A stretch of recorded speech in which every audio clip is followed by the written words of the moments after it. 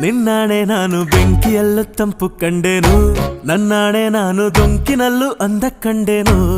ನಿನ್ನಾಣೆ ನಾನು ಬೆಂಕಿಯಲ್ಲೂ ತಂಪು ಕಂಡೆನು, ನನ್ನಾಣೆ ನಾನು ದೊಂಕಿನಲ್ಲೂ ಅಂದ ಕಂಡೆನು.